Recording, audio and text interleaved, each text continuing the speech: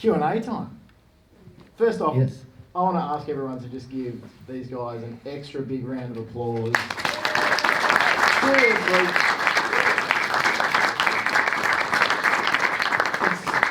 It's a seriously massive achievement. Like, putting together a project of that size, that's insane. Particularly, you know, on the budget you had, working with the constraints you had, but yeah, like, it's the third time I've watched it, and it always strikes me like just how resourceful that makes you. You know, having those constraints sometimes produces something really special. And I said to you when we were watching before, I said, this is really special, and it is. I want to ask you first, that credit sequence, which you let roll and roll and roll sort of thing with Lily driving away, like, I have really strong feelings when I watch it, but I want to know for you as the director, like anyone who's worked on a piece of art, a painting, you know, crocheting a jumper, or, you know, whatever it might be, someone who's worked on a big project, and you finally get to the end of it and you get to watch, stand back and admire it, basically.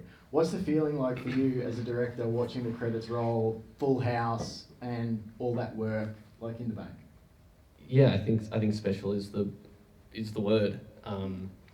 Actually seeing sort of everyone's names as well, like in the credits, like I felt like it was important to me.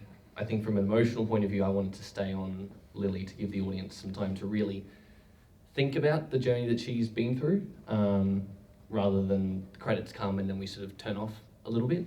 But then it also means that everyone can see all the people that worked on the movie, and, you know, the credits weren't very long. You know, there weren't that many people that worked on it compared to a lot of other projects. So yeah, it's just seeing it in front of, you know, a public audience for the first time is definitely different. You know, because I've shown people, you know, we've shown our cast and crew, but it's different because everyone, you know, was a part of it. So they all have either read the script or they were there on set, and so there's sort of a certain expectation. But for everyone here, you know, all those beats are hitting for the first time, so it's always interesting seeing how people respond to certain things, and yeah, seeing it sort of somewhat culminate. We've still got a few more screenings to go from here, but the first sort of step, yeah, with everyone here is, yeah, very, very special.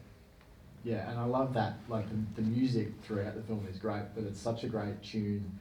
Auntie Ellen wrote that one. Yes, Ellen up the back there. Alan James, what a legend. Yeah, big round of applause.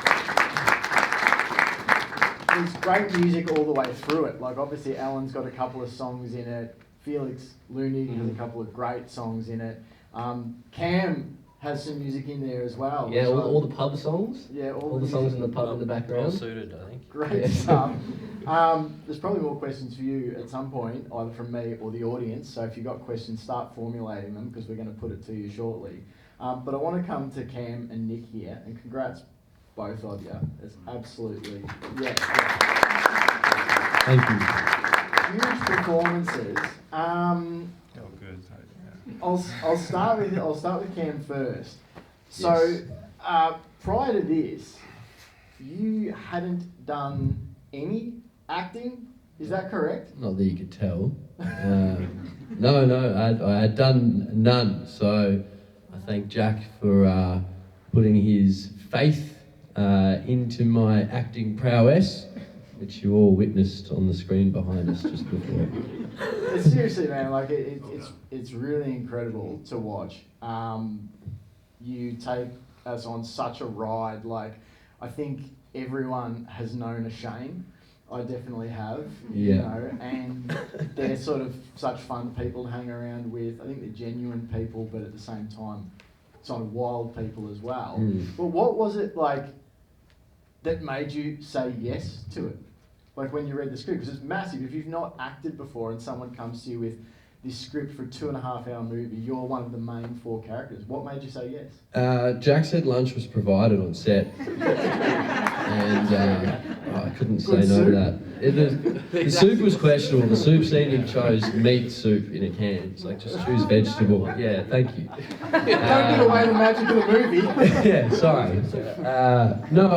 Jack and I worked together, and he was like, "Oh, I've got this character. I reckon you'd be perfect for it."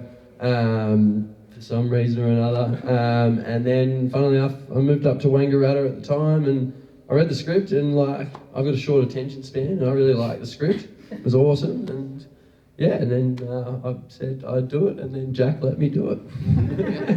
Well, yeah, no, you're brilliant in it, mate. Thank you. Nick, sort of along the same line, you and Jack hadn't previously met. No, not at all. You've done some acting work Yeah. previously. You're Yeah. based in Melbourne. Correct, yeah. So for you, what was it again? You know, it's sort of like a bit more random in terms of there's no previous relationship. You get the script. What made you say yes? What made you go? This is a project Because as an actor, you see what jobs are available, so you look, and because it was based in Benalla, my uncle's from Benalla, so I was just like, let's just apply to that. That would be cool to work up here. And yeah, applied to it, I think, or did you? Well, I How put did it the work? ad up, and I think you responded. Oh, okay, yeah, you for respond. the role. Yeah, and then you sent. I sent through pages. Well, you originally said, do you want an audition or something? Yeah. But then you never sent me the audition, and I just forgot about it. And then you sent Yes. it later, and in my head, I'm like, I can't be bothered doing this. Like, I almost didn't, Yeah. because it was late. And I'm just like, because I have other stuff on. And then I was just like, let's just do a quick one. Just do like a one-take audition. I think, honestly, I didn't tell you, but I'm like, I just had the words just there. Yeah. I honestly didn't do anything with it. But then that makes you not overthink it. So it kind of works. And then I sent it, and then, now I'm here. Yeah, at the End of Q&A. story. Yeah. Well, you can up it. What do you? Oh, you still asking me It's the questions. talking Sorry. stick. Very Talking common stick, here. yeah. What? Same question for both of you. What was the most challenging thing for you in terms of taking the character from the page into the performance? For me, it was just because it was stretched over 6 weeks. Mm. So we only filmed on weekends. And I was like, that's awesome. I get the whole week to prepare for the scenes. But for some reason, I struggled with that. Because you're like, oh, I got plenty of time. But then Friday comes along and you're like, I don't have any time. And then you have to maintain and like keep the continuity, and just we're jumping between scenes, and it's just, you get lost in it, like it becomes a blur. So that was a struggle for me. And then by the end of it, like I'm tired. The drive is like two hours. Like it was fine, but that was my struggle with it. Will you say yes if he asks you to do another project? Oh, 100%. Oh, yeah. Yeah, I love working with Jack. I love working with it. If I get to work with everyone again, yeah, why not? Cool. Sequels in the books, guys. I won't be part of it. So what about you, Cam? Like, what was the biggest... Do you think it was, like, in some ways a blessing to go in not having any previous experience? Or, yeah, from your perspective? Well, a lot of the characters' traits are very similar to mine, so that was helpful. I'm not.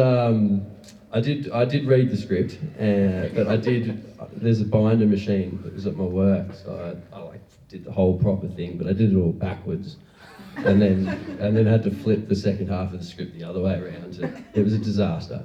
But I highlighted all the bits I needed to remember, and then vaguely remembered them, and then kind of, I think standing around was hard. When you're in a scene and you're not doing anything, it's like, oh, how do you stand? Like, you know, you're like, oh, do I think? Like, yeah. But luckily I had very experienced acting people that... I still didn't know what to do. There's that scene where Astrid's doing a long monologue. I'm just like fidgeting. I'm like, I don't know what to do. No, it was great fidgeting, mate. You know. Yeah, I think that's one of my favourite things probably about the whole film, is that it's got a very naturalistic... There's a lot of shots. There's one particularly towards the end where it's all coming crashing down around Lily sort of thing in the hall, and I just said to you before, I said, I love that you choose to leave the camera on her while everyone else is talking about her, at her. There's all this stuff going on, and you're just lingering on her. And that's not the only shot in the movie that I feel like you use that. So I think it's a credit like to the whole cast that when they were given sort of these moments where it's not scripted, there's nothing necessarily written on the page of like, you got to do this now, you got to do that now. There's believability, and you know, I was sort of lucky enough to see some of the improv stuff, like with you guys like, out at the farm and that sort of thing, and that just had this real believability to it when you guys got a chance to just improvise in character. I think it really adds to like the realism of the thing. I'm going to ask Jack one more question, and then if anyone else has questions, tune in. Otherwise, we'll have to vamp further. No. What about for you, from a directing point of view? I've asked these guys what the most challenging part was. From your perspective, you're not a one-man crew, like in that you had, great assistant directors and tech people and, so many people giving their time to help, which is amazing. Like when you do a project like that, like I'm sure there were moments on set where you're like, I hope you had these moments where you're like, holy shit, like all these people, this started as an idea in my head. Now it's gone to a script and now there's all these people volunteering their time. But it's a big workload on a director to drive the whole thing. You're the heart of the whole thing. If you don't push it, it doesn't happen. So what was the most challenging aspect from your point of view? I think that trying to mainly the sort of organizational point of view, I feel like when it felt at its sort of most fluid and things were really working was when we'd sorted out all of the, is everyone here? Do we have all of our do we have all our props? And is the weather going to be okay? Like all that stuff, and then we're like action and then trying out different stuff. Like that's when it felt like at its peak. And then the more challenging parts of it were, not just being the director, but also being the producer and basically wrangling everything to make it work. There's so much that goes on just to get a scene started, and then you've still got to do the scene. So I think that sort of stuff, trying to have a big picture view of things, and also having a small picture what's this moment, because I feel like doing one of those, maybe it's not easy, but you can focus on that. I'm going, either I'm just going to focus in on what the moment and the truth of this scene is, or you can try and wrangle everything together and do that.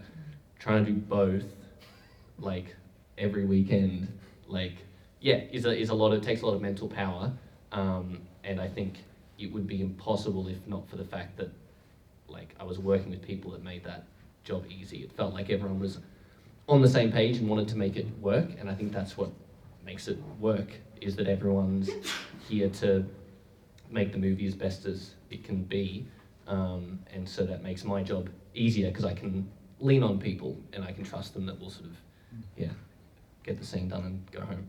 So what was the therapy budget on the film?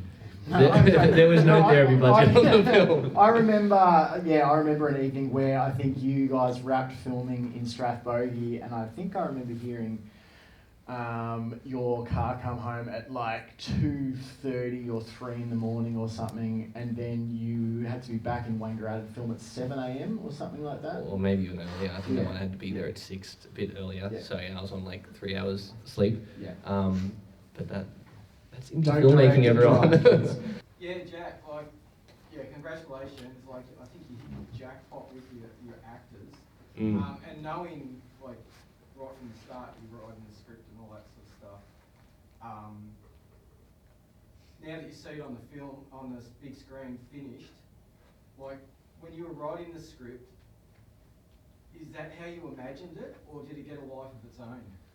Sort of both. It sort of depends on the different scenes. I think there's so many individual choices that the actors would make that wasn't necessarily what I had in my head, but in a good way of now these are real people.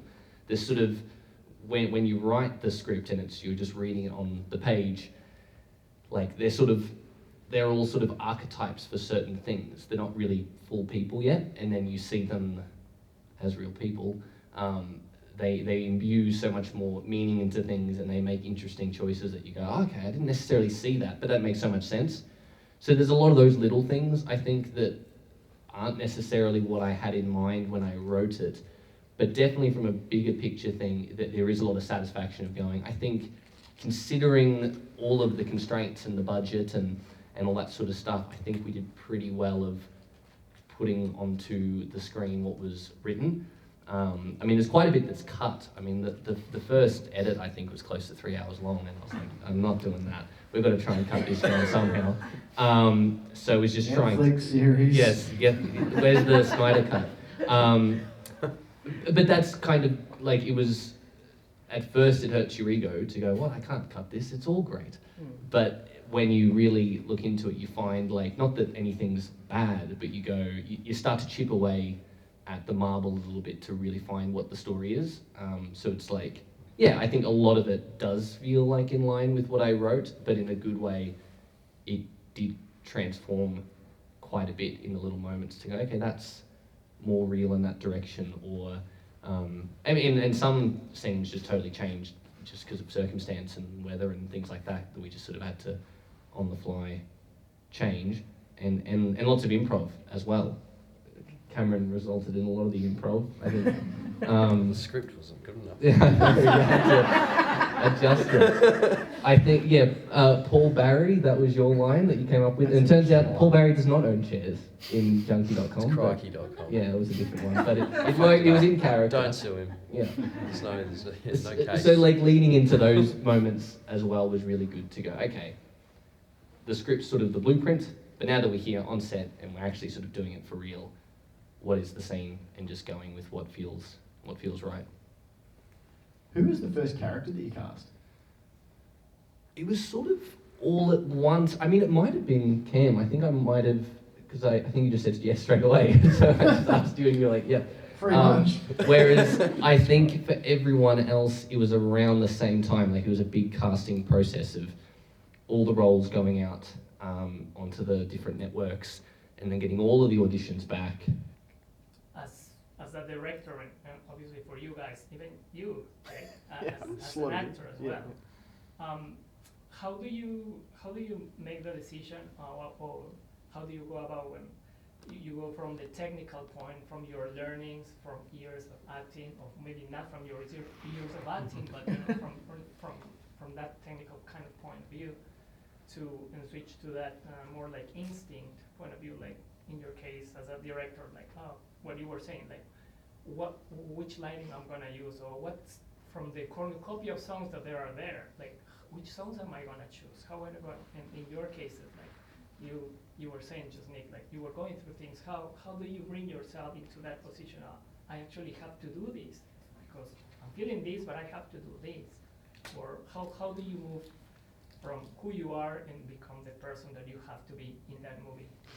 Yeah, I think it's a great question, and I think, like, there was speaking of, you know, having, you know, lots of different roles to do, like, not only was I directing it, but I was, like, filming it as well. I had the camera in hand, and so that's another element of, you want to give, you know, as much attention to the actors as possible, but then you're also going, what's this shot going to be? What, am I going to use a tripod for this? Am I a different lens?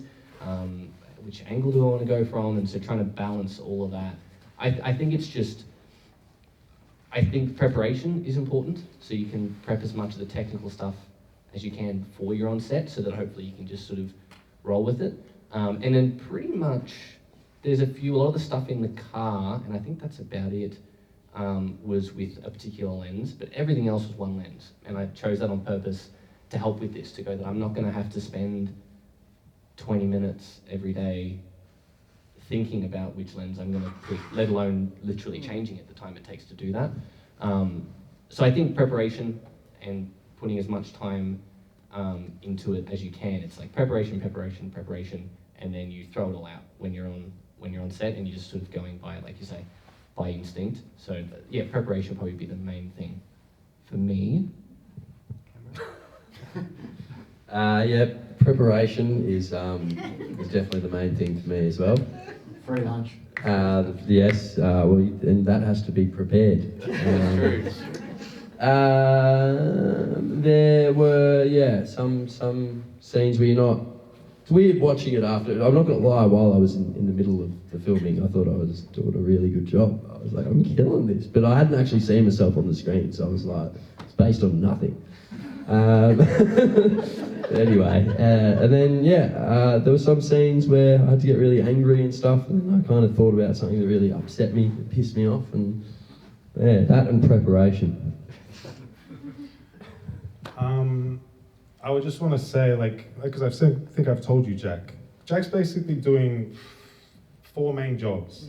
So like a cinematographer who just focuses on the shot. Director is meant to communicate with an actor. Like, to just focus on one job, his focus is everywhere. Doing sometimes audio, he's got the headphones in. Yeah. Firstly, you have to record the audio. That's so easy to forget, like when you got other things to do. Yeah. And then you got lighting, and then it's, okay, the lighting doesn't work there. So his mind is going 100 miles an hour. Picking me up. Yeah, we're like, where's Cam? Where's Cam? Yeah.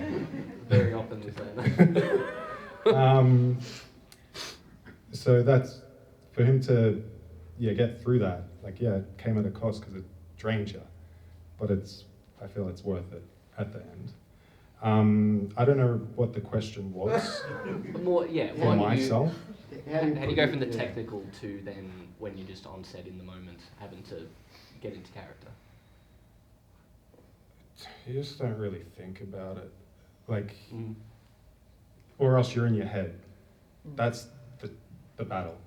It's either you're in your head thinking too much, like even when I was doing the scenes and watching you do everything, I'm thinking, lighting there, because I work behind the camera, I'm like, he's doing that shot.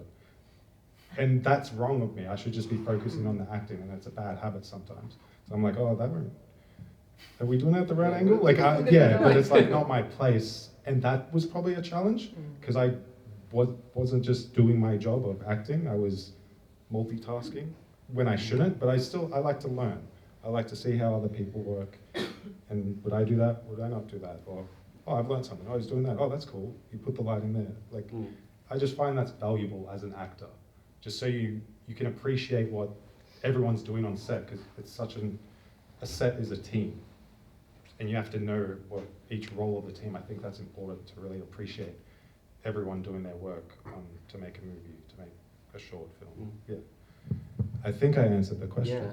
One quick thing I'll add to that, and anyone that's been involved in local theatre or even just any volunteer organisations, we don't have it's one thing to say, it's low budget, but to make it more like specific. It's one thing to have an expectation of an actor or a crew member to be 100% locked in when they're being paid a lovely salary to sit in their trailer on the lot of, Warner Brothers. It's another thing when, people have got day jobs, they've got lives during the week, and then they've got to film on a weekend. And so the fact that people turned up is the miracle, let alone putting together great performances or helping put together the movie behind the scenes. So I think not only is it important for audiences to know, but I think it's important to remind ourselves to go, we're complete volunteers, trying to find the time and the mental energy to fit in something that's important, and sometimes it's not there, you're not feeling it, and yet you still push through and do it.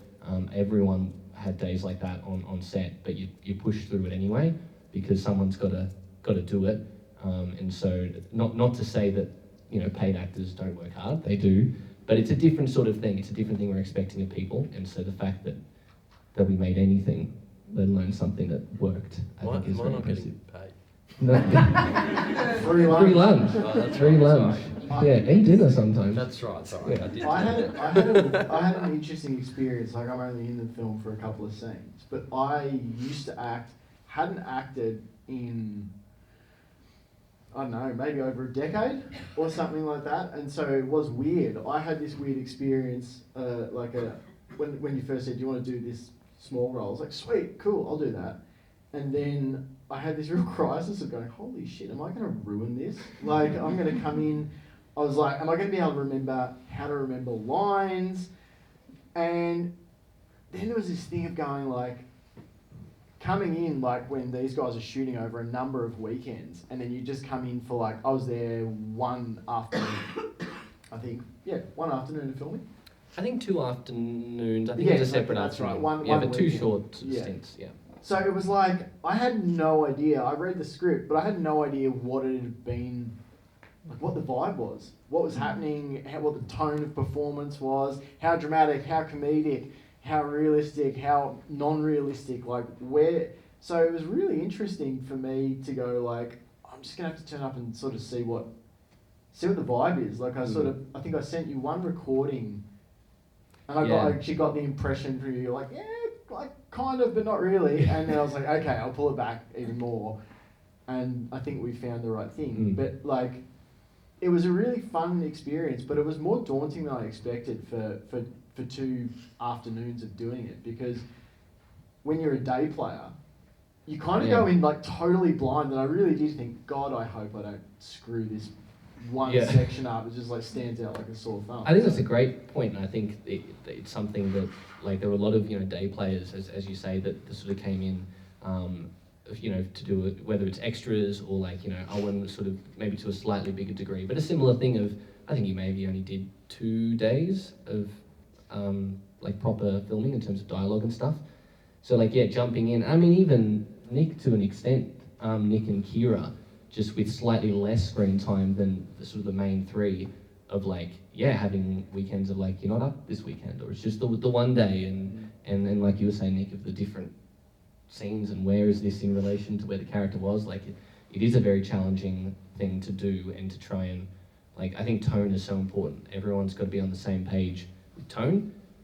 If that's the case, you can really experiment quite a bit, but if you're not on the same page with tone, it can sort of tear the whole thing apart. So I think it is important to make sure that people, and especially the people that are just sort of popping in to go, all right, let's catch up to speed. This is what we've been doing the last 4 weeks, and this is sort of what is expected of you.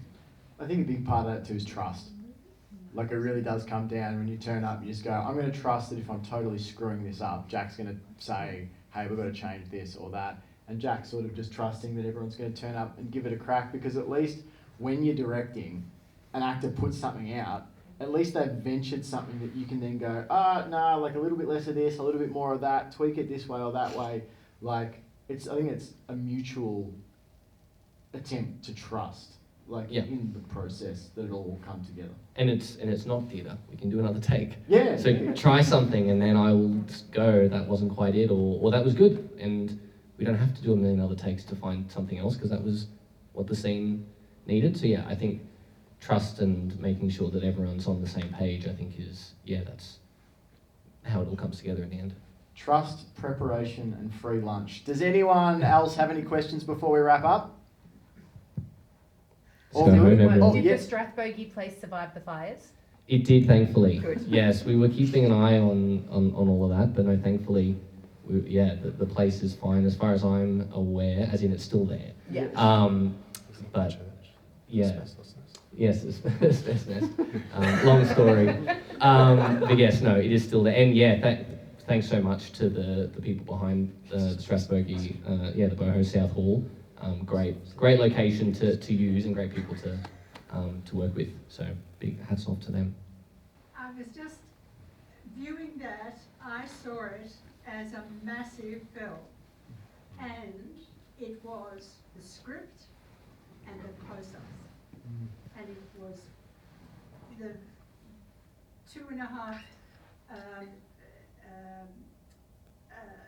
part of the film that had some distance in it for people. I mean, the country, of course, was us, which was wonderful, and the script was massive because you had faces there giving it to you, and that held me. So, absolutely first class. When will you be taking it to the rest of the world? That's what we want to know. We'll see. I think that I'm keeping expectations low and just seeing just one step at a time at this stage. But hopefully, hopefully these screenings here create a bit of buzz, and then you talk to the right people, and who knows, and like, it'd be great to have it sort of have a more international reach, but at the same time, I mean, if it doesn't, it doesn't, and if it remains like a local project, I think that'd be pretty special in and of itself. I think so much. Yes, and because I think this project is like, it's wouldn't be possible without everyone in the community. You know, a large portion of the budget was directly raised by people in the community. And so, like, the movie literally wouldn't have happened if not for people that did that. But and even people that didn't contribute financially, to people that turned up to be extras and people that offered props and locations and even just being supporters of the project and giving us the thumbs up and looking forward to seeing it. So yeah, if it goes beyond international waters, that'd be amazing. But I'm more just happy that people are seeing it no matter where they are. What was your favourite moment on set for all three of you? There's probably multiple moments, but pick one that stands out to you, like just a favourite bit where you're like, this is, pardon my French, but this is fucking amazing. Like, I'm glad that we get to do this. Yeah, a lot of moments like that. A lot of the stuff at Bogey was really fun to shoot, had a lot of extras there, and so it was great to sort of involve everyone. So I think a lot of that stuff was good fun. Shooting at the Vine Hotel was great. Like, that was our first day shooting all of that stuff, and it was quite a sort of intense dialogue scene. I think also going down to Melbourne and shooting down there was fun. It felt like a bit of not for Nick and the other Melbourne actors, but for the rest of us, it felt like a bit of a sort of expedition down to Melbourne and staying down there. And we're shooting there 3 days in a row. Actually, I think my favourite would have been shooting at the show in Shepparton. That was great fun. They were a great organisation to work with. They just said, do whatever you want, just go and film. So that was sort of unique and felt quite special, and sort of we were gunning it. So that was one of those. Any of those was probably one of my highlights. What about you, Cam? Favourite moment? I don't know if you guys remember the montage scene where they're all heading up north. Outside the petrol station, I bowled this rock. And I take that wicket, and I went bananas. I was pretty happy with that. It was basically the whole thing without sounding like an idiot. I'm extremely grateful and full of gratitude because to work with a great bunch of people with a common goal. The time of the filming, mentally, I wasn't in the greatest of spaces, so it was just awesome to participate in something really beautiful and creative. And if you get the opportunity to do it yourselves, I implore you to do the same. Good message. For myself, it just becomes a blur, so I don't really have any favourite moment. Sorry. Like, I think I was going through stuff personally as well, so it kind of dampens everything. So I probably get a bit, because I just want to do a good performance or a good story and just help elevate it. So I get a bit, not nice, but like, how would you describe it? Like, how would you describe my... Your what? Nice. I don't know how to explain it, sorry. Flaccid. I'm a bit too serious, I guess. I don't say in the moment, enjoy it. I'm worried about the next thing. It's till afterwards that I'm like, all right, sweet, I had a good time. That's not what you said in the text that you said.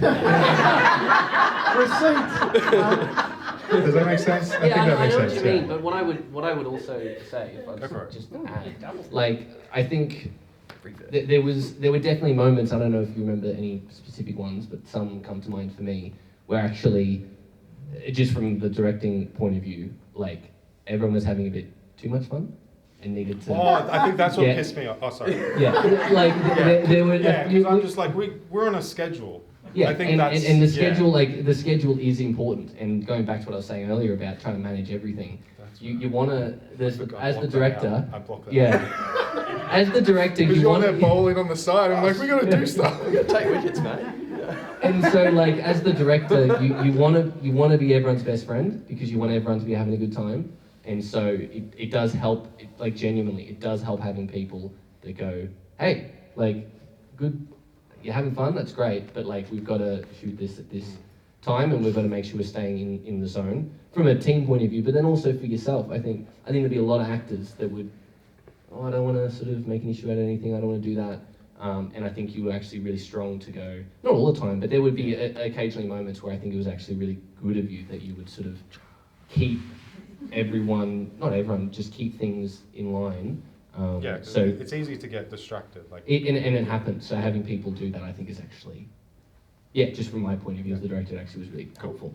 It's like one of the beautiful things I reckon doing group projects is like you get such a good mix of people. I remember doing an interview at one point with somebody who used to make like fermented foods like sauerkraut and kombucha and stuff, and we had this analogy where we said like good culture in terms of making good sauerkraut like involves a lot of different sort of organisms all working together, and so it's almost like I think projects like this, if everyone was the one way or another, like it kind of wouldn't work.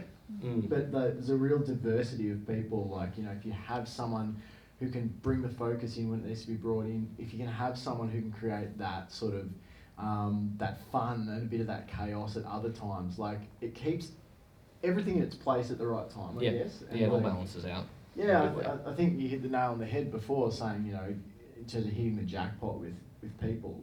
Like, I remember reading the script for the first time, and then I had this imagination of what the characters would be like. And it was like, I think you nailed like every single one. Like there was the right. It's kind of a miracle. Yeah. Like how well everyone did, and just getting the casting right, because you don't know until you're there on set. Like there are great auditioners out there that aren't necessarily great actors, and you just don't know. You don't know until you just take a punt and go, all right, let's see how we go. And then so grateful that everyone brought so much to the role, like beyond what was on the page. And I mean everyone from sort of our main three leads all the way down to like extras and stuff. Like everyone was super keen and gave 110%, as the cliche goes. All right, I think that'll just about do us. Big round of applause for these guys. Thank you, everyone. Thanks for coming. Is it still going? I was going to say thank you for rocking up and just supporting. This was my first feature, and it was just very nice to see people rock up and just to enjoy it. Whatever reason you like movies, like I like movies because you get distracted for a bit. That's why I like storytelling. So everyone has their reason. So I'd like to say thank you. Yeah, absolutely.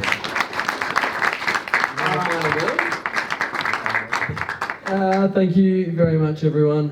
Free lunch, preparation, free lunch, and trust. Yeah. Trust. We need a T-shirt, Jack. Yes, that's true. Well done. Thank you, Thanks, everyone. guys.